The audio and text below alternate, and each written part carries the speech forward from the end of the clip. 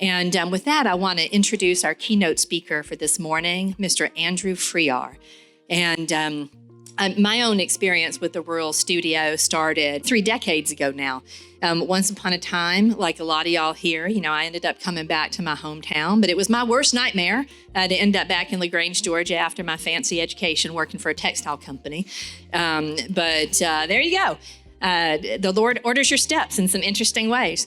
And it gave me an opportunity to really understand what doing well by doing good meant. And one of the people in one of the institutions that had a powerful influence on Ray Anderson, Interface's founder, and that institution was the Rural Studio here at Auburn, which was founded by a man named Sam Mockbee, the legacy of which Andrew carries forward, and Andrew's setting new vision, for how to create citizen architects that are serving their communities in some powerful ways. So Andrew, please come on up and join us, share some wisdom and some stories with us, and then my colleague Matthew is going to come back up and lead us in a QA.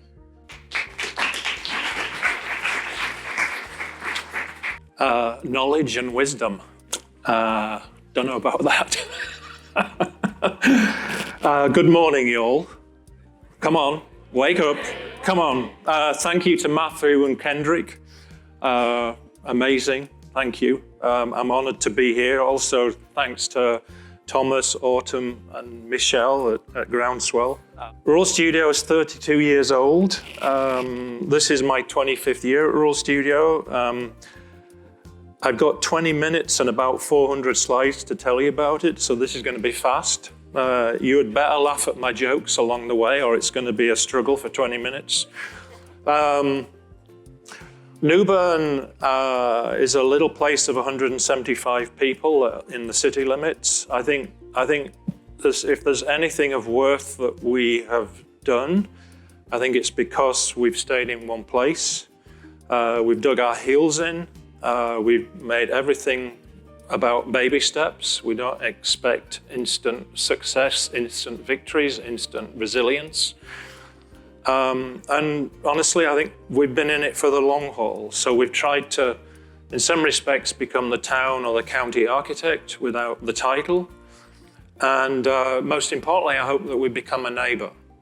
I think being in that same place, we've expanded, we've kind of followed the mission of a land-grant institution. The amazing idea that a university can have an office in every county in the state is remarkable. So I think I'm very proud to kind of take that mission forward. And very often, as you all know, the most difficult problems are in your backyard, not going somewhere else and trying to drop something and then leave. Here, we've take responsibilities for the things that have done well and for those that haven't failed. And all the work, I hope that you'll see that all the work we do is out of necessity. And we do actually have the luxury of sort of sometimes asking the ethical questions. So often architecture, particularly architectural education, is what can we do? And for us, it's much more about what should we do in the current condition and with the students that work with us. Because building is not always the answer. And that's also part of the resilience question for us. So I think for Rural Studio, resilience takes a while. You can't do resilience overnight. What we try to do is support people who are trying to do good, positive things in the community. Quite honestly, whether they're black, white, pink, or green. I would suggest, I think in our experience, that people are the most important part of resilience, particularly in a rural place where human resources are scarce. And frankly, building is the easy part. So we try to support organizations to have longevity and resilience. And perhaps that's the biggest challenge. Even our own organization. Who wants to go and live in the middle of nowhere, right? Or convince a partner to go and live in the middle of nowhere. So just for those of you that don't know, Rural Studio, it's a design build program of Auburn University. We take students away from the ivory tower. those students actually have an opportunity to not only draw the project, which is a conventional education, but they also have the opportunity to build the projects. All the projects that you'll see are designed and built by 18 to 23-year-olds. They're all paid for with soft money, grants, fundraising, and absolutely no state money. We ask the students to leave the place just a little bit better than they found it. And as was stated, there is this mantra, citizen architect, but I prefer to, that sounds terribly pretentious to me, but I prefer to say educating students to be good citizens of the world, right? And care about the ground that we're, as Kendrick suggested, that we care about the ground that we live on, and that building is a privilege, and that particularly building in a place that has few resources is an extraordinary privilege and a responsibility. But we would say that, you know, everyone, in our point of view, everyone, whether they're rich or poor, deserves good design. It shouldn't just be whether or not you can afford it. And that's also interesting to think about rural places, where often cities are often thought of, and urban conditions are thought of as being places for design and art. And rural isn't really given that label, and that to me always seems a little bit odd. Anyway, what I'm going to show you today is, honestly, it's the result of us prioritizing students' education, and this is a little bit of the icing on the cake, quite frankly, because that's our main focus and our main endeavor. As I said, I come to you from New Bern, Alabama today. For those of you not from Alabama, we're on the west side of the state, about 2.5 hours from Auburn, and we're on the kind of in part of, or in the kind of periphery, or on the important edge of the civil rights triangle, and we live with that history every day, quite frankly. A little bit of a shout. I always enjoy this slide because there's always this kind of sense that rural, and I think I'm kind of preaching to the choir here, but it is really interesting, this idea that the rural condition is dying. And actually, if you look at this census review, which is now 10 years old, but I think it's pretty similar, this kind of consistent population for at least the last 100 years, it's remained stable, right? And it's about the size of the United Kingdom or Italy. So I think there is this myth that rural is dying. It's not, it's just cities are going through the roof. A little bit of the implications of that, sorry, I'm drying up. We often tell folks that in Hale County, we live in a place that we refer to as an extraction landscape. Historically, a lot has been taken away from this place and very little has been given back. And quite honestly, in the Appalachians, the Mississippi Delta, and the Colonias, the consequences are that those resources have been taken away and those places are left in dire poverty. And I think, you know, as we go forward thinking about and championing the rural, also kind of having a conversation about, does the urban condition have to treat the rural condition in such a colonial way?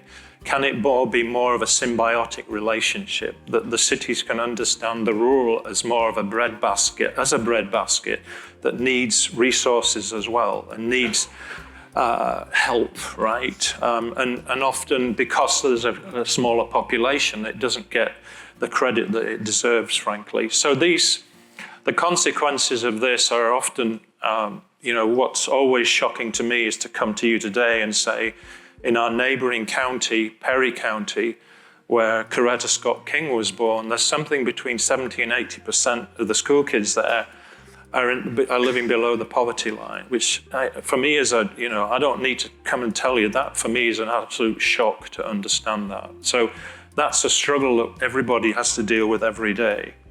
The other thing, and again, preaching to the choir, but I love this.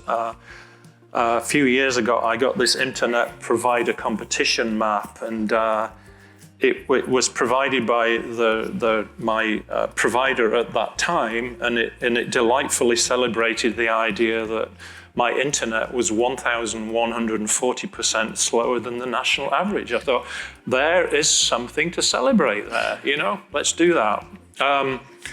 And if we cannot have a connected citizenry, a connected society, if there's such imbalances, and I think this is one of those things that I would say would be really important at many, many levels. So this is what Rural Studio looks like, a bunch of 18 to 23-year-olds with a few old folks to kind of guide them. We have third-year students and fifth-year students. Every project that we do is in a team. We've done a remarkable number of projects over the last 32 years. Some we did good, some we did bad. If we do well, we don't hear about it. If we didn't do good, we hear about it. And so that it's great for us to be surrounded by our projects. It's not often both architects or academics can be surrounded by their work and understand the consequences of the actions that they have taken. As I said, every project is a team project. We only let the ladies use heavy equipment because they're the grown-ups in the room, as you all know. Come on, ladies. Yeah, right, we know that. Okay, you're still waking up. Go and get some more coffee. So this is downtown Newbern. It's a fragile place. The School of Architecture is the red building. It's been renovated at the moment, so we've had to move out, but we're happy to be in the center of the community. Next door to it is a post office and the Mercantile. We hope that we bring life, vitality, and joy to the place. We try to instigate opportunities where the students can engage with our local community as part of being in downtown. So this is Halloween. We carve pumpkins. We all dress up, and then most important, and the students and the faculty get dressed up and have fun. But then we do the important thing, which is we have an architectural review. So we talk about really serious architecture while being dressed as 3 toilets, right? So, and don't tell everybody about this because it's a wonder I wasn't struck by lightning on that occasion. We have remarkable support from across the world, amazing. The architecture profession really, I think, admires this program. Most of our reviewers are professionals. They appreciate that the students are really getting a very hands-on knowledge of how to put a building together. This is an engineer from London that came, and this is one of the most famous architects from Australia who showed up, was coming to the US and decided to come and wanted to be part of the conversation. So it kind of gives you goosebumps that in the middle of nowhere, folks are interested in the issues and want to help. Obviously, it's a fragile place, Tornado Alley. The farmers really try to diversify that beautiful black soil that gives the name to the place, the Black Belt. Underneath it is an expansive clay. What they discovered about the turn of, just in the late 90s was that if you dug a hole with that expansive clay, it got super saturated and you could make a really cheap and inexpensive catfish pond. So at the moment, they're sort of diversifying a little bit really between beef herds and catfish. Learning from the buildings around us, built under dubious circumstances, but pretty smart. Lifted off the ground, big roofs, porches, tall ceilings, all of the vernacular.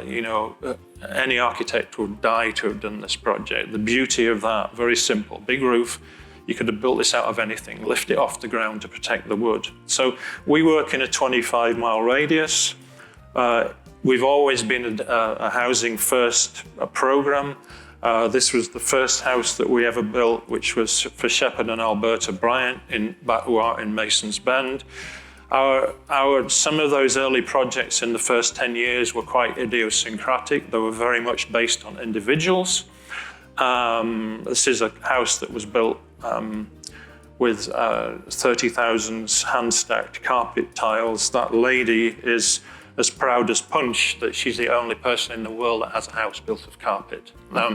Now, would I build that today? I'm not so sure, but they They continue to live there. When we did all of the due diligence about whether or not we should build out of carpet.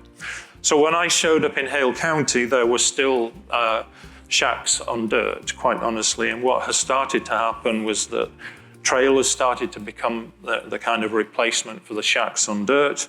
The problems of this particular mode of housing people is that it's designed to be moved down the road, not to really house people. They're also, you buy them like an automobile. So you're paying an expensive interest rate on something that's likely to fall to bits in 30 years. So we said, could we come up with something that was a competition to that or an alternative? At the time in 2003, $20,000 was what we could expect that the poorest of the poor could afford to pay in a mortgage, in a 30-year mortgage. That's about $100 a month. So we also wanted it to become an economy of build locally, keep the money in the local economy, yada, yada, yada. And the impact could be extraordinary in a place like Hale County. So this has been an ongoing research project for inside the studio. We decided to kind of learn from each project, kind of build a body of knowledge, decide what was really important in a home. And these are some of the initial homes. And these projects were never intended to kind of be rural, what's the word? It doesn't matter. Okay. This is a shotgun house. And we never intended to kind of do the archetypal, but this is all based on efficient use of materials. And it just turns out that, trees can span about 16 feet wide. So you end up using the material in the most efficient manner. So we had a number of these houses that started with what we called model homes. They were all named after the original occupants. This is Mac's home. Then this is Joanne's home with the corner house, the corner porch, trying to maximize the use of materials and build as efficiently as possibly, but also giving people permanent homes that wouldn't blow away in the wind, et cetera, et cetera. What we also really started to understand was that we were kind of putting some of our middle class expectations on some of these homes and really weren't addressing the fact that homes also needed to be adaptable and flexible and potentially multi-generational. In a rural condition, particularly, people are not building homes to flip them. A home becomes the home for the family for multiple generations and different uses. So this is a classic example of a home that went from being a single room to being multiple rooms, right? So the problem with that is you can see every time they added a piece, it had to get lower and lower so that you could actually, engage with the piece next to it. They also had separate foundations so that then they started to move, and that caused problems. So in this multi-generational question, we asked ourselves, well, how can we make a house adaptable? And one idea that we came up with actually was to invest in a big roof and a slab and say that's the infrastructure of the house. And let's give an indication underneath of how somebody could build a home underneath that structure. So this is a house for Reggie. The building at the right is a bathroom, a kitchen, and a place for him to sleep. And at the front was what we call the bonus room. And you could expand the object on the right to the front and the one on the left to the back. And he could have a 5-bedroom home. And if he built it, he would not interfere with the main structure of the building. So he could even actually pull in a shed if he wanted to. But this was to give him some opportunity for adaptability and flexibility. It also celebrates the porch and outside living. This was built on the site of a house that he was brought up in, and there you can see the chimney from the original home that's now become his barbecue pit. Similarly, this home is a house for, going back. What's her name? Goodness me, I'm drying up here. Yeah, I got somebody in the front who works with me, so she's already embarrassed. This is Patricia's home. The idea of this home was to give this lady an opportunity on the ground floor. Here we go. So if you can read the ground floor image on the left, The idea was that the back of the ground floor could be turned into a rental unit. It could be a place for her to establish a hairdressing operation that she wanted to do, and then the house could either be used for single family, or she could live upstairs in the front of the house and rent the back of the house out. So this is the opening of that. You can see the expectations that the students have for the level of craft. That kind of craft is a social responsibility. We want everybody to live in dignity and have delight. So here's the opening for that home there you see. And then this one's a house for dealing with another issue in the urban condition that's often thought of, that we're land rich and catch poor. Well, with the heirs property issue, and we can perhaps Mackenzie will get into the heirs property issue, but with heirs property issues, often they have multiple families living on a single piece of property, and they're subdividing it internally to the family, and then you end up having a very small footprint for a home. So we were challenged to do an 18 by 18 house by a developer in Nashville. We took the idea and said, well, what can we do, a rural and an urban version of that? So this is a house for the Tyrek. It's vertical, which is a little bit antithetical to the way that you expect in a rural condition where you're going horizontal. But again, we were focusing on making a beautiful space. He sleeps on the ground floor, then he ascends this staircase. This is a loft space that he has, that he sits now and plays music and meditates. This is the living space with the kitchen, and there again, that's the opening. So it's allowed de Tyrek to stay. He calls this place home. His family were on this property when they were slaves, and this is home to all his family across the United States when they want to come back to this place, which is kind of a remarkable idea of where is home. I don't know where the hell my home is, but the Tyrek knows, and their family knows where their home is. So out of this sprang the Front Porch Initiative that Mackenzie will talk a little bit about, but here we were working for local clients with the Rural Studio. Suddenly, Fannie Mae showed up in the late 2018, 2019. They didn't have homes for the rural mortgages that they had. They came to us, a little undergraduate program in the middle of nowhere, of course. These guys with trillions of dollars came to the Rural Studio in the middle of nowhere. And what's happened is that we've developed a number of these as, we've taken the projects beyond just being student projects. One of the things relative to the homes that we're starting to build is actually, obviously showing how to build them. So you make a kind of an IKEA book on how to build these homes. We've also allowed ourselves to test the buildings. How much do they cost to run over time? Started to try to, and all sorts of testing that we couldn't do in that current academic scenario of students moving in and out, but start to say, can we expect our not-for-profits that are building these homes across the southern part of the United States to spend a little bit more money up front, build a better envelope, so the costs of running the home are less, and spend more money up front, making a more resilient piece of architecture that also potentially can be fortified, so it isn't going to blow away in the next storm that comes back. So we, am I at 20 minutes yet? Where am I at? Okay. Am I doing good? I don't know. Who knows? So what's beautiful about this, and again, it gives me goosebumps, is that now we have these builders across the Southeast and not-for-profits who are informing us about the kind of decisions that we've made and helping us doing our research in Hale County. Numerous houses across the Southeast now.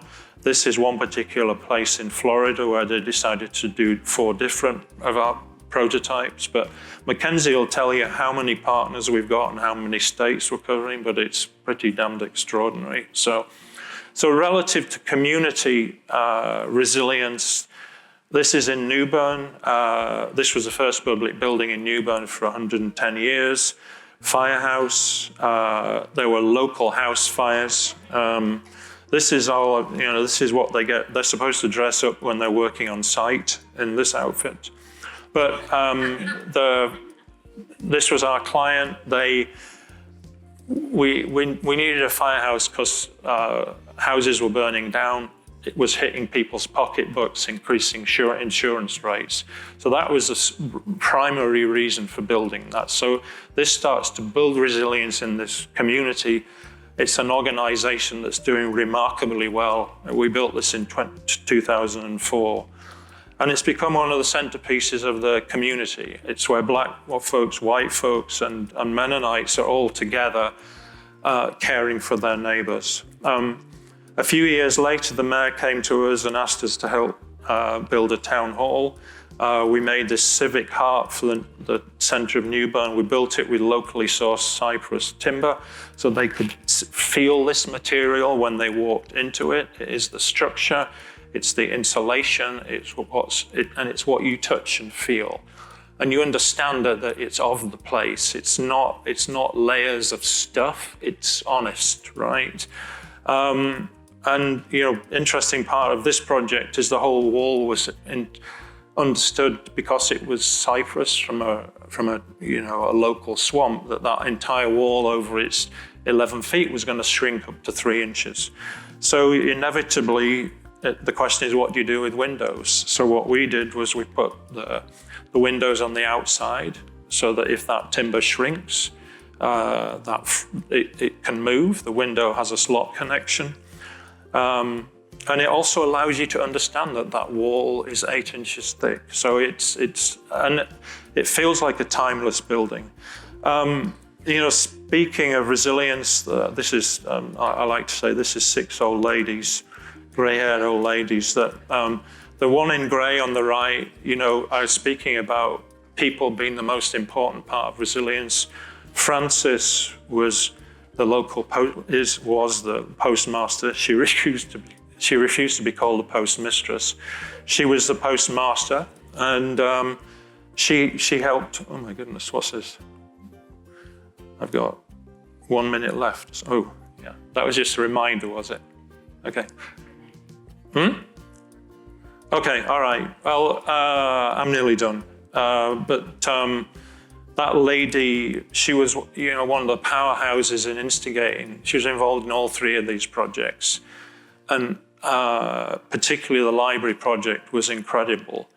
But you kind of tend to wear people out. And it's the resilience of those organizations that's incredibly important to get new people coming in that are kind of changing, updating, but bringing new energy to the mission. So this is the library in New Bern.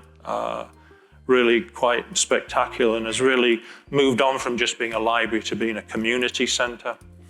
That's downtown. And then, again, imagining a public park, we were asked to do 40-acre park in Greensboro, Alabama. This took 10 years. The community invested the trust and 10 years to demolish the existing park and rebuild this with a little bit of money every year. So this is all the result of meetings for 10 years and dreaming about what the park could be. We did ball fields, we did restrooms, we lit the ball fields, we did a concession stand that opens and closes like a mouth, we did a skate park, and a giant outdoor, it's not really a playground, it's an adventure playground. So this was, 3,000 galvanized barrels that the kids just absolutely go nuts in when they're allowed to play on it. We did a scout hut. So again, you can imagine the variety of conversations there, but this is one of the places where black folks and white folks, black parents are coaching white kids and white parents are coaching black kids. And it was really important because for our community, it was really one of the places that was happening. Boys and Girls Club we built. Interesting thing about this is they decided to ask us to help with the Boys and Girls Club, and the chairman of the board at that time was the local police chief. So that indicates how important that the after-school moments were for the local kids. We also work in choosing the right partners that have some resilience. Project Horseshoe Farm, John Dorsey, you'll see him next. We did some housing units, sheltered housing units for John. We made an outside courtyard for his organization. We converted this into this. And all of these projects are built by 4 students. We've also most recently, because of the kind of longevity of the program, started to look into wastewater issues. That red clay doesn't perk very well, so we've been spearheading and working with our town on a new wastewater system for the town. It just got $1 million from Kay Ivey. We're praying that'll be enough to set 50 people going onto the system that we've just installed on a piece of property next to us. And then food, it is a food desert, and we have to acknowledge that. It's odd being in such a beautiful rural place. So you'll drive 10 miles to Piggly Wiggly to buy processed packaged stuff that looks like that. It's probably healthier to eat the plastic than it is the stuff. But also thinking from a rural point of view, the industrialization of not only farming, but the delivery of food has meant that our rural places all start to look like each other. And I'm not certain that's a good thing. They've lost their identity in some respects. Plus, we're all eating this stuff. And this is, I'm only showing you this because this is a 3-year-old McDonald's Happy Meal. It still looks as happy as 3 years in as it was when it was delivered. So, there are implications, and we asked ourselves, could we feed ourselves? Could we live off this land that had lost a lot of its beautiful black dirt? And could we feed ourselves? So today I'm proud to say that we're producing between 6,000 and 10,000 pounds a year. Our students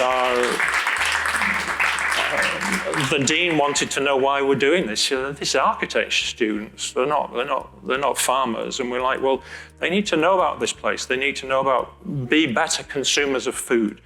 Stand up and be a champion for growing your own food and understanding where it came from. And one of the nice little sideshows of that was that we helped the city of Greensboro set up a small farmers market. And that's been a story in its own right. With these organizations, you have the ups and the downs, and that's life. But we're hanging in. We want to be good neighbors, and we want to listen to people. And I'm excited to listen to what you all got to say. So I'll shut up rattling on. Thank you.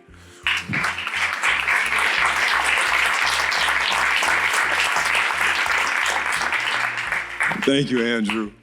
We're going to take about 10 minutes for Q&A, but I want to give us 60 seconds just to pause and take note of what struck you. We went through a lot of images, right?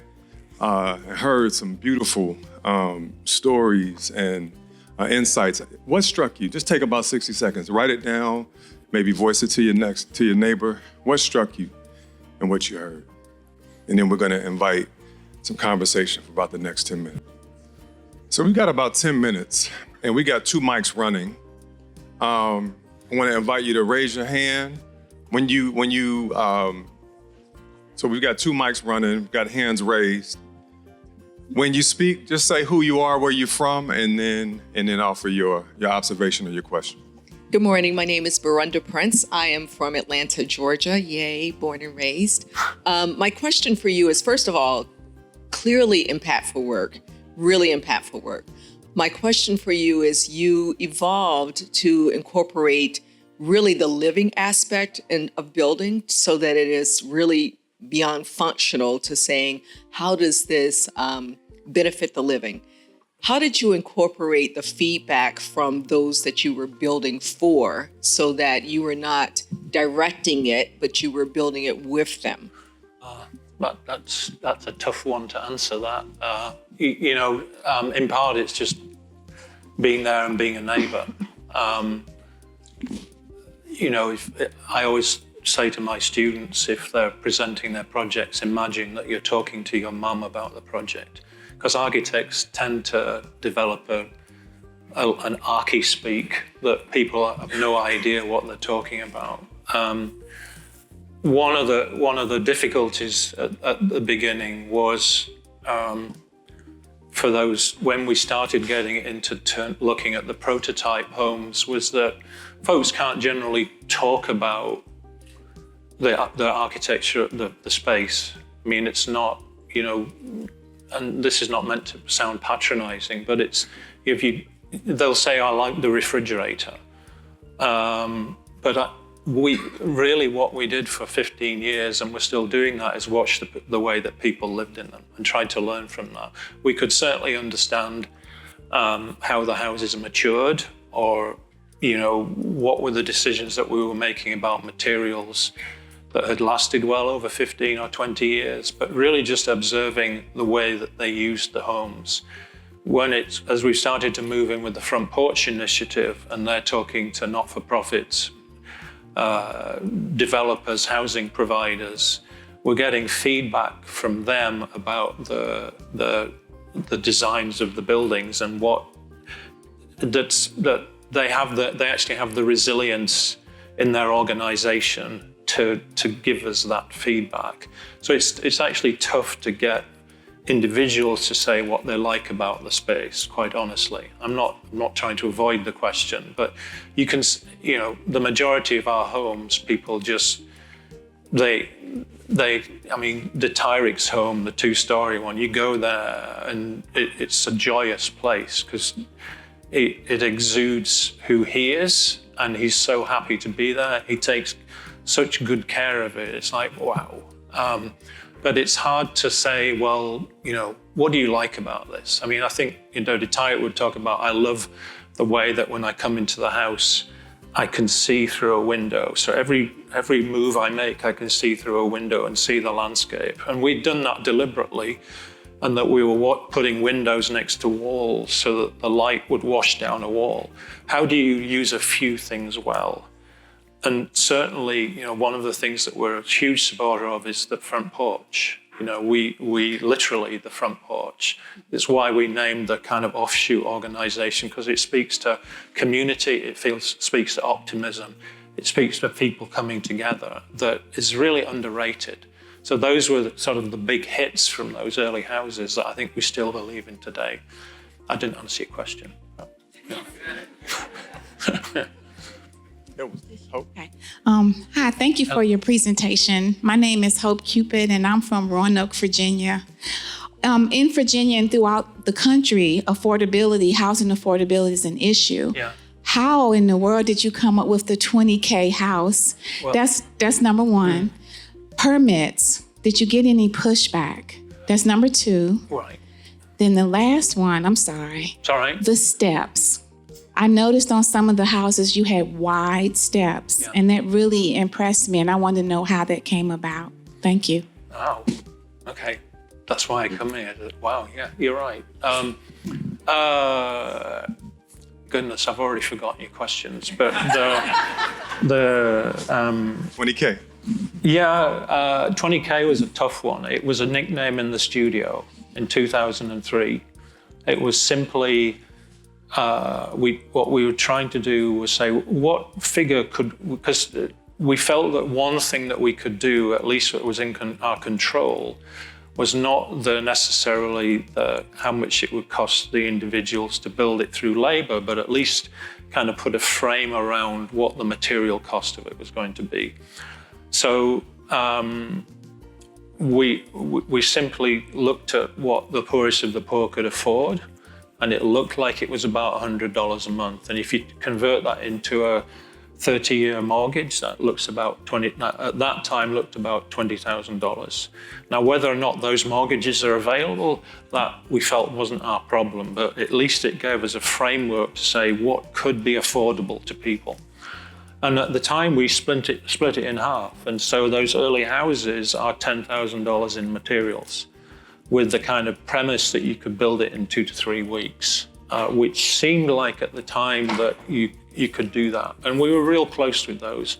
But, obviously 20, 25 years on, things are very different. And one of the reasons we initiated the name Front Porch was because all the time we were having to say, we can't do this for $20,000 anymore, let's not raise people's expectations. So the houses, I think from a material point of view, are probably costing 2 to 3 times, just from a material point of view, what they were at the beginning. But we have also tried to raise expectations. The resilience question, can I build a better home that will last longer with more investment up front? and my bills are lower. It's not just about building the cheapest house, it's about building a house that can help you make sure that your bills aren't through the roof, et cetera, or the folks that are running it in an affordable manner. The wide stairs, why do you think they're beautiful?